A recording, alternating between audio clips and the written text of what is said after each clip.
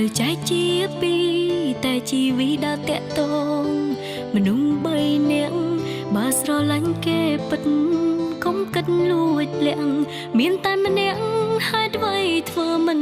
បានចុងក្រោយអានសុំតងដឹងខំក៏យឺតពេលអ្នកណាគេអាចលើកទោសឲ្យបាន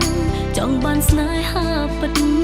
ចិត្តឈឺអិនស្រានរឿងប៉ុន្មានបងសងយ៉ាងណាសងបងថាបងអាណិត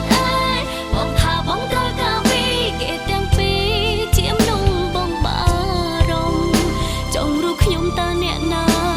ដឹងថាខ្ញុំយំឬក៏ខ្ញុំម្នាក់នេះស្រឡាញ់បងម្នាក់បងថាបងនៅតល់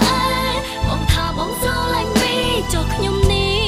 ឬបងទុកជាលបែងអូនខូចចិត្តខ្លាំងណាស់ហើយខ្មាស់គេហួថ្លែងហឹងនឹងខ្លួនឯងតែយល់ព្រមស្រឡាញ់បង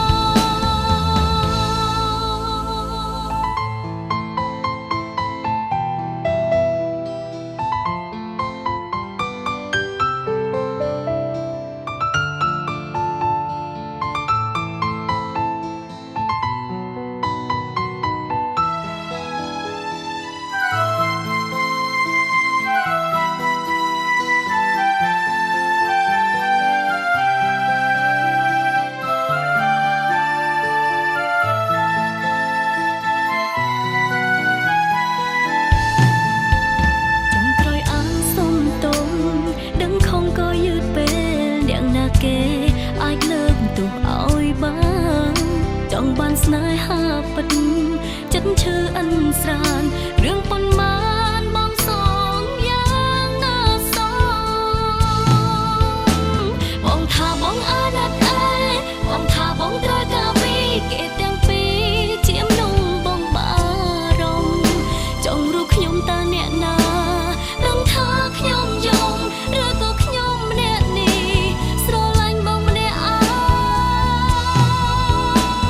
បងថាបងនៅតល់បងថាបងស្រឡាញ់ពីចុះខ្ញុំនេះឬបងទុកជាលបែងអូនខូចចិត្តខ្លាំងណាស់ហើយខ្មាស់គេហួថ្លែងខឹងនឹងខ្លួនឯងតែយល់ព្រ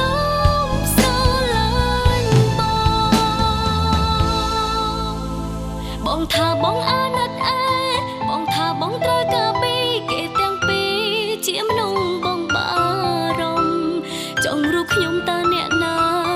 ដឹងថាខ្ញុំយំឬក៏ខ្ញុំម្នាក់នេះស្រឡាញ់បងម្នាក់បងថាបងនៅតល់បងថាបងស្រឡាញ់ពីចុះខ្ញុំនេះឬបងទុកជាលបែងអូនខូចចិត្តខ្លាំងណាស់ហើយខ្មាស់គេហួថ្លែងខឹងនឹងខ្លួនឯងតែយល់ព្រមស្រឡាញ់បងខូចចិត្តខ្លាំងណាស់ហើយខ្មាស់គេហួថ្លែងខឹងនឹងខ្លួនឯងដែលយល់ព្រម